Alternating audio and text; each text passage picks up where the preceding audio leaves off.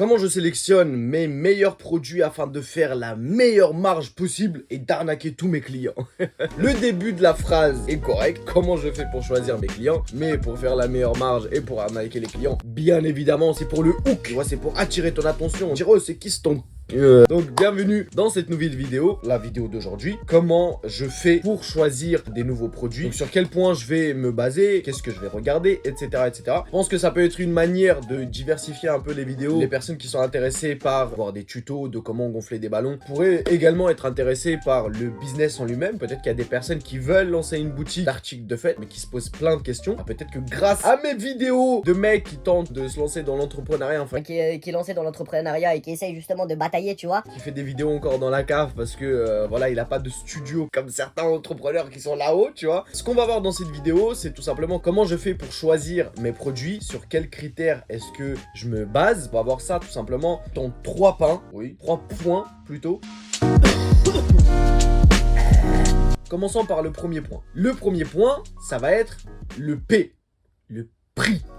The price, c'est le premier point parce que c'est le plus important. Le prix, c'est ce qui va être le plus important pour moi, pour ma sélection de produits. Tout simplement parce que nous, on a une seule boutique. Quand on va aller acheter des articles, enfin chez nos fournisseurs, parce que les boutiques de fête achètent plus ou moins chez les mêmes fournisseurs. Donc forcément, une enseigne qui a 5 boutiques, elle va pas avoir les mêmes remises. Donc forcément, on va pas avoir le même prix d'achat que moi, tu vois, qui est une seule boutique. Donc forcément, moi, quand je vais venir, je vais acheter mes produits, bah je vais pas avoir le même prix d'achat chez le fournisseur qu'une enseigne qui a plusieurs boutiques, tu vois, ça me paraît logique. Donc c'est pour ça que moi, mon prix d'achat est extrêmement important parce que je peux pas me permettre de venir acheter par exemple une paille à 1 euro ou à 1,50 €. Prix d'achat, tu vois. Faudrait que je la vende à 2,50 €, 3 €. La paille, c'est pas cohérent. T'imagines, moi je l'achète à 1,50 € et je dois la vendre à 2,50 €. La même personne qui a une enseigne et qui a 5 boutiques, frérot, s'il achète la paille à 50 centimes, lui il la revend à 1,50 €. Il la vend au prix que moi je l'achète. Donc c'est mort, tu vois, t'es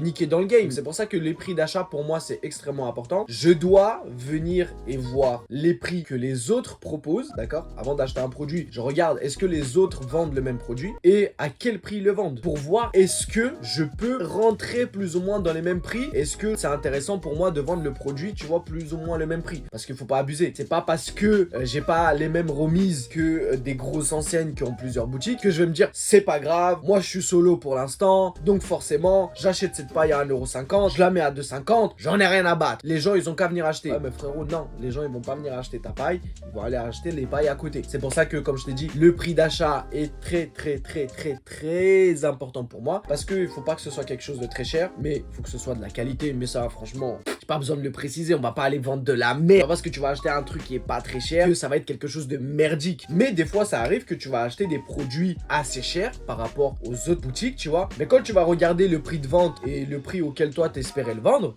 bah tu vas voir qu'il n'y a pas une grosse différence. Tu vas voir qu'il y a 1,50 €. Je sais pas, je te donne des canons à confetti. On sait que la plupart des boutiques vendent ce canot à confetti à 4,99 €. On le sait parce qu'on a regardé. Nous, à 4,99 €, je préfère ne pas le vendre parce que c'est pas intéressant pour moi. Par contre, on le vend à 1 € plus cher, à 5,99 €. Mais c'est pas abusé. On n'abuse pas, genre en mode eux ils le vendent à 4,99 €, moi je vais le vendre à 9. Tu vois ce que je veux dire? On le vend 1 € plus cher parce que à 4,99 €, si on veut s'aligner sur les prix, c'est pas intéressant pour nous parce que on n'a pas le volume. C'est ça qui est important aussi. C'est que tu as des entreprises qui, eux, ne vont pas forcément compter sur la marge, mais vont plus voir le volume. Et c'est le volume d'achat qui va faire que ça va augmenter en fait leur marge, leur chiffre d'affaires et donc leurs bénéfices. Nous, étant donné qu'on est une petite boutique, tu peux pas avoir 200 clients tous les jours. Tu vois ce que je veux dire? Donc forcément, tu peux pas te permettre de vendre des articles où tu fais très peu de marge, genre je sais pas moi, 10 centimes, tu peux pas te permettre. Avec 10 centimes, frérot, à la fin du mois, payer le loyer, le comptable, l'électricité, ton abonnement Orange, ton abonnement au logiciel de caisse, la banque, machin et tout, frère, tu t'en sors pas. Donc, t'as des personnes qui vont venir et qui vont faire très peu de marge, mais parce qu'ils ont beaucoup de volume, ils vont faire 2000 clients. Donc forcément, même si c'est très peu de marge, fait beaucoup de marge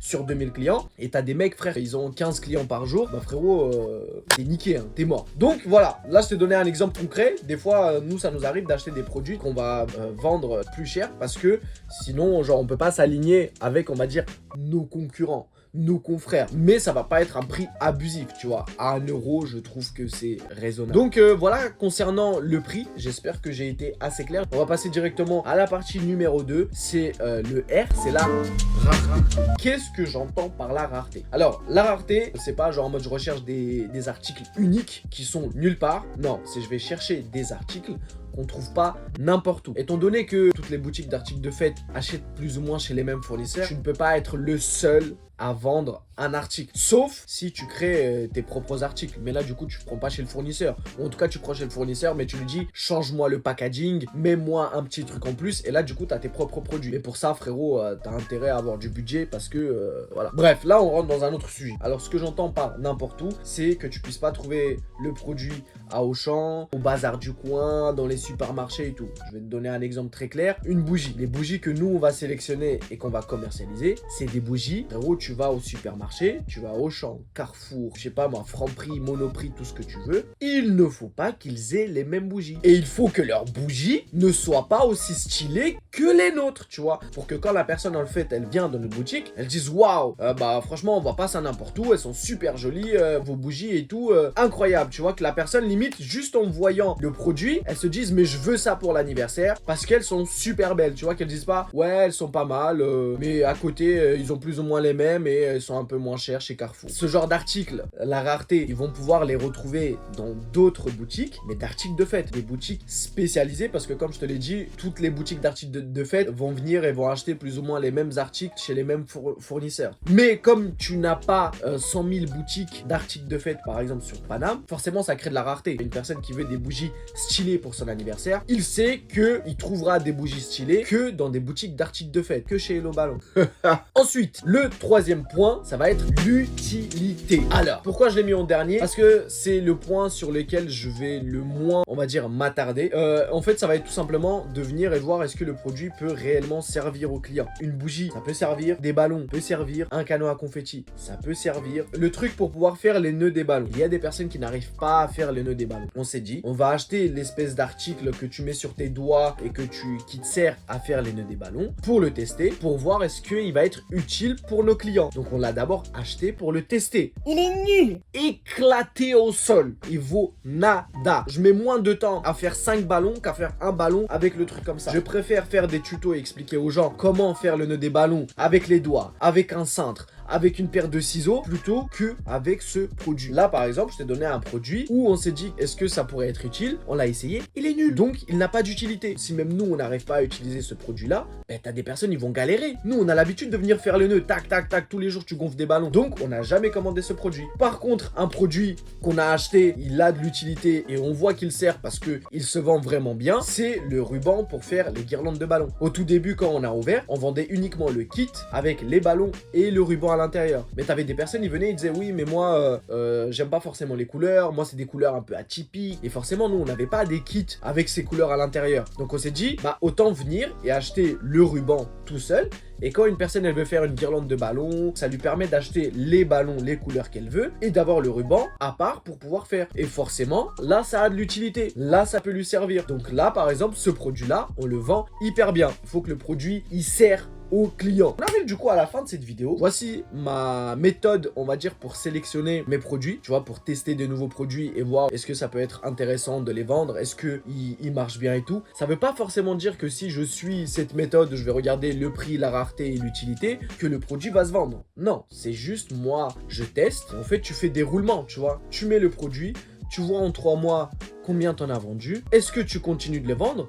Ou est-ce que tu le jettes? Nous, on a des articles, ça fait 1 an, on les a commandés, on s'est dit que ça peut être intéressant. En 1 an, on n'en a pas vendu. Donc, on sait que on n'achètera plus jamais de notre vie, tu vois, ce genre d'article. Mais, on a suivi cette méthode. Dans d'autres secteurs, tu as des articles qui marchent mieux que d'autres, etc., etc., tu vois, dans d'autres quartiers et tout. Donc, c'est pour ça. Nous, par exemple, il y a certains articles, des assiettes style flamant rose, sirène et tout. Chez nous, ça marche zéro. Donc, on s'est retrouvé avec un stock avec des assiettes flamant rose, lama, sirène, machin. là, on les vend pas du tout. Là, on va réussir à les liquider, on va leur mettre une sale remise juste pour les vendre, et plus jamais on commande des assiettes la main est flammeuse, tu vois. Mais on a testé, et on sait que on commandera plus jamais.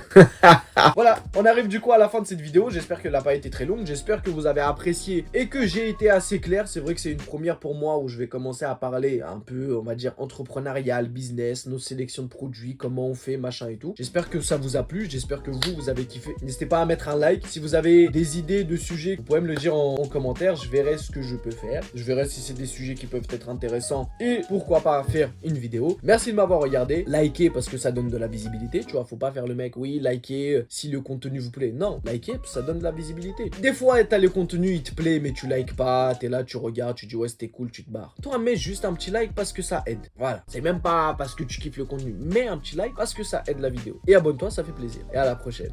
Peace.